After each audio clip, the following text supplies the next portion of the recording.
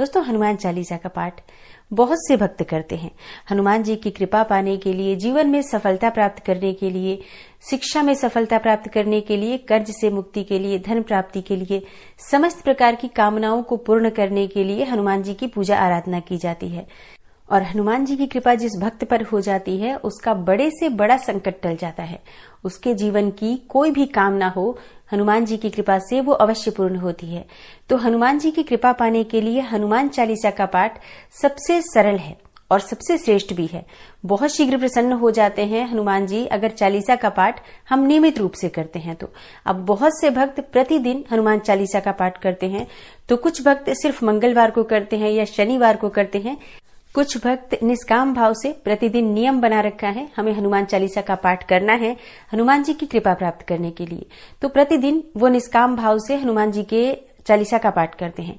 लेकिन कुछ भक्तों की कुछ विशेष मनोकामनाएं होती हैं जिसके लिए वो हनुमान चालीसा का पाठ करते हैं।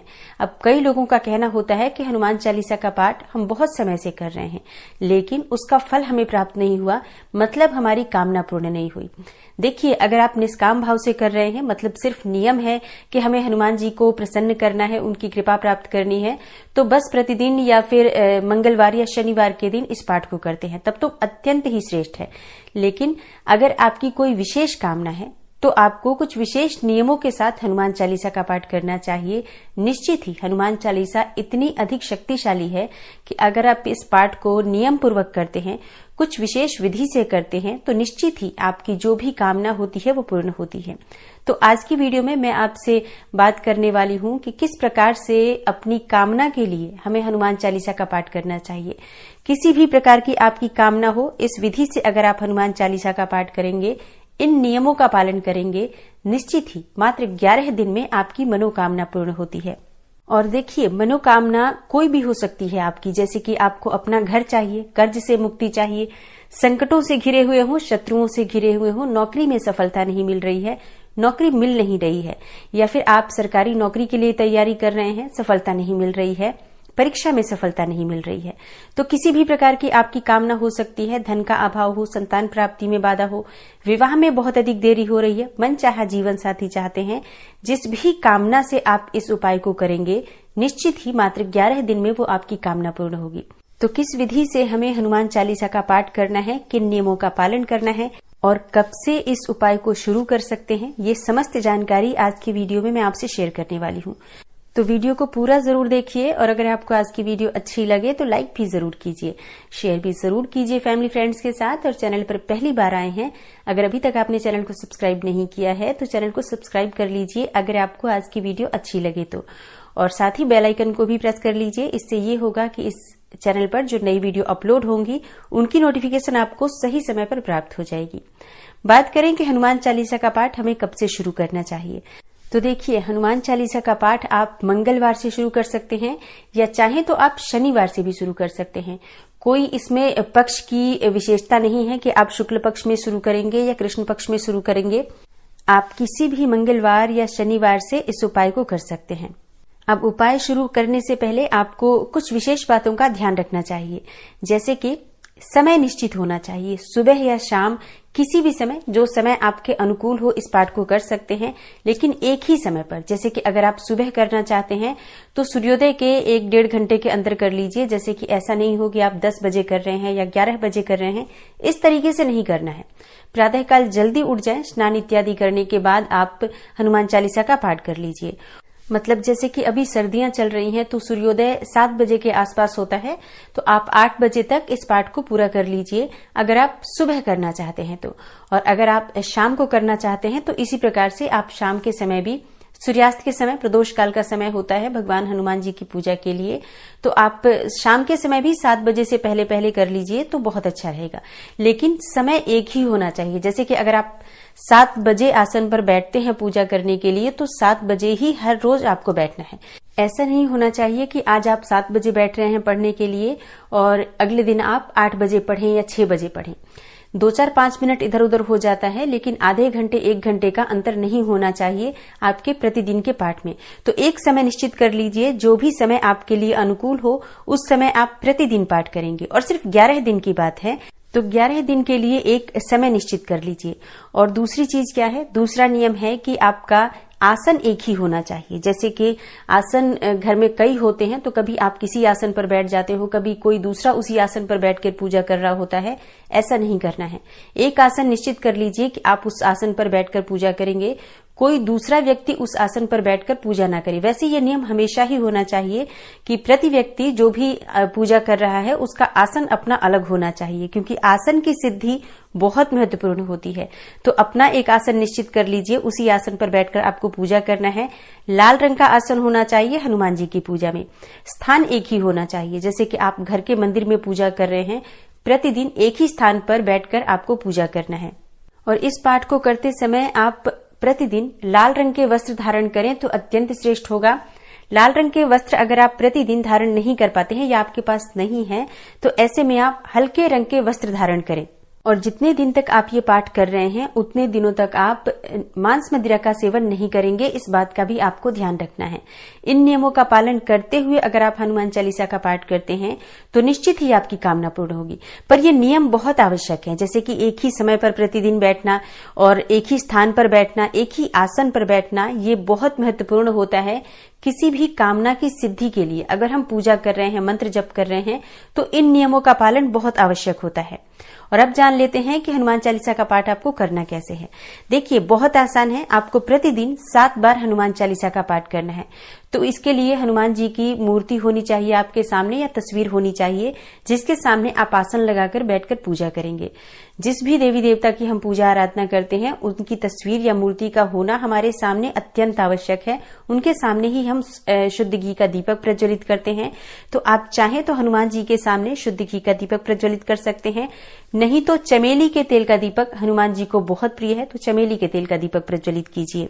अब बहुत से लोगों के प्रश्न आते हैं कि दीपक हम आटे का लें, मिट्टी का लें, धातु का लें, किस चीज का लें। देखिए, इन सभी चीजों को लेकर मन में इतना संशय नहीं रखना चाहिए। आपके घर में जो मंदिर में जो भी दीपक प्रज्वलित करते हैं आप, उस दीपक में चमेली का तेल डालें। बाती जो नॉर्मल आप प्रयोग करते हैं रुई वाली, कोई सी भी बाती डालकर और दीपक प्रज्वलित कर दीजिए हनुमान जी के सामने। अब एक तांबे के पात्र में शुद्ध जल भरकर भगवान हनुमान जी के सामने रखें, क्योंकि ये कलश के रूप में हम स्थापित करेंगे। तो कलश में जल भरना है। गंगा जल हो तो गंगा जल भी डाल सकते हैं थोड़ा सा, ना हो तो सिर्फ शुद्ध जल डाल दीजिए। 1 रुपए का सिक्का या 5 रुपए का सिक्का, जो भी आपके पास धन स्वरूप में, सिक्का स्वरूप में कोई पैसा हो, उसके अंदर डाल दीजिए और 2 लौंग डाल दीजिए। कलश के ऊपर एक प्लेट रख दीजिए या पात्र रख दीजिए, जिससे कि वो ढक जाए पानी, क्योंकि इस कलश को हमें 11 दिन तक रखना है। पूजा के बाद ही हम इस कलश को उठाएंगे। और कई लोगों का प्रश्न आ सकता है कि तांबे का पात्र नहीं है कलश के लिए, तो कौन सा पात्र रखें। देखिए, तांबे का नहीं है तो कोई सा भी पात्र जो आपके घर में उपलब्ध है, स्टील का, पीतल का, जो भी पात्र आपके घर में है या पूजा स्थल पर है, आप उसी पात्र को कलश स्वरूप में रख सकते हैं। अब हनुमान जी के सामने गुड़ का भोग लगा दीजिए।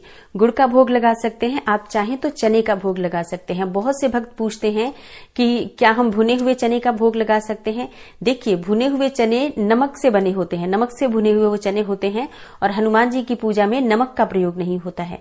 तो जब आप हनुमान जी की पूजा कर रहे हैं तो गुड़ और भीगे चने का प्रसाद अर्पित कर सकते हैं, या सिर्फ गुड़ का भोग भी अर्पित कर सकते हैं। आप लड्डू का भोग भी लगा सकते हैं या फल भी अर्पित कर सकते हैं। हर रोज हमें भोग अवश्य अर्पित करना है, इस बात का ध्यान रखिए। और अब आप हनुमान जी के सामने अपने मन की जो कामना है उसे पूर्ण करने के लिए प्रार्थना करिए। आप हनुमान जी के सामने संकल्प लीजिए कि 11 दिन तक आप प्रतिदिन 7 पाठ करेंगे। आपकी जो भी कामना है साथ में कहिए, जो भी आपकी कामना हो। जैसे कि आपको घर की कामना है अपने, या आपके विवाह में बहुत अधिक देरी हो रही है, मनचाहा जीवन साथी चाहते हैं, संतान प्राप्ति में बाधा है, कर्ज या बीमारियों से घिरे हैं, कोई भी आपकी कामना हो सकती है। मैं बहुत थोड़ी सी चीजें गिना रही हूँ, हो सकता है आपकी कामना इससे अलग हो। जो भी आपकी इच्छा हो, हनुमान जी से उसे पूर्ण करने के लिए प्रार्थना कीजिए। और पूरी तरह से आप समर्पित भाव से मन की कामना कहते हुए और हनुमान जी के सामने इस पाठ को करेंगे। प्रतिदिन 7 पाठ हनुमान चालीसा का करना है आपको। तो बहुत जल्दी जल्दी पढ़ने का प्रयास न करें, अच्छी तरह से उच्चारण करें और पूरे श्रद्धा भाव से हनुमान जी के सामने इस पाठ को करें। और पाठ पूरा होने के बाद आप हनुमान जी की आरती कीजिए, कपूर से आरती कीजिए। हनुमान जी की आरती कपूर से करने से एक तो मन से नकारात्मक ऊर्जा दूर होती है, घर से नकारात्मक ऊर्जा दूर होती है, विचारों से नकारात्मक ऊर्जा दूर होती है। प्रतिदिन कपूर से आरती करें और अब जब आपकी पूजा पूर्ण हो जाती है तो जो भी आपने भोग स्वरूप वहां अर्पित किया है उस प्रसाद को आप अपने परिवारजनों में वितरित करें, स्वयं भी इस प्रसाद में से ग्रहण करें। जल का पात्र आपको नहीं उठाना है। जो कलश हमने भरकर रखा है वो कलश आप 11 दिन तक रखेंगे। 11वें दिन जब आपकी पूजा पूर्ण हो जाती है, सुबह या शाम जिस भी समय का आपने संकल्प लिया है उस समय जब आपकी पूजा पूर्ण हो जाएगी तब आप उस कलश के जल को उठाएंगे और अब ये बहुत ही पवित्र, बहुत ही अभिमंत्रित जल आपके पास है।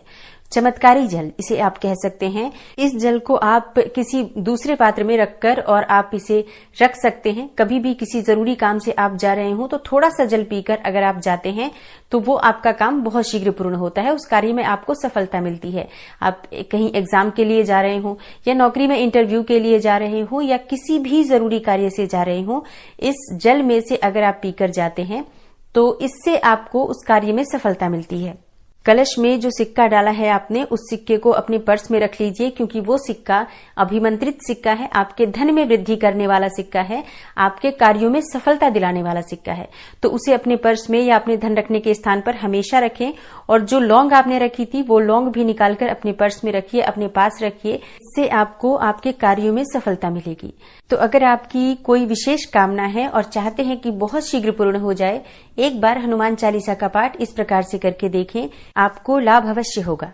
अब देखिए, कोई छोटी सी मनोकामना हो तो 11 दिन के अंदर ही पूर्ण हो जाएगी, लेकिन कोई ऐसी मनोकामना हो जिसके पूर्ण होने में समय लगता है। मान लीजिए आप अपना घर चाहते हैं तो 11 दिन की हनुमान चालीसा में 11 दिन के अंदर घर नहीं होगा, लेकिन आपके घर बनने के मार्ग में जो भी बाधाएं आ रही थी वो दूर होंगी और शीघ्र ही आपको अपना घर भी प्राप्त होगा।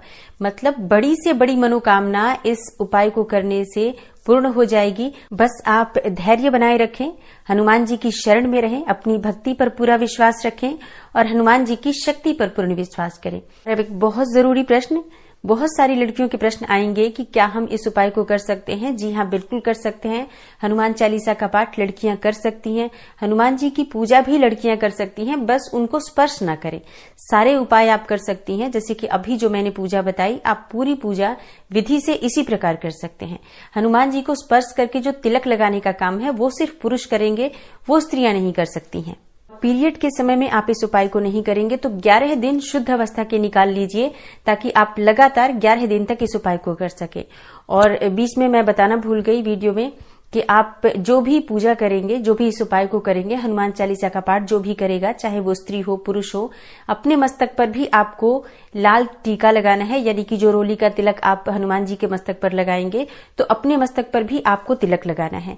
और स्त्रियां जो इस उपाय को करेंगी, हनुमान जी के चरणों में सिंदूर अर्पित कर सकती हैं, उनके मस्तक में उनको स्पर्श करके तिलक नहीं लगाना है, बस इस बात का ध्यान रखें।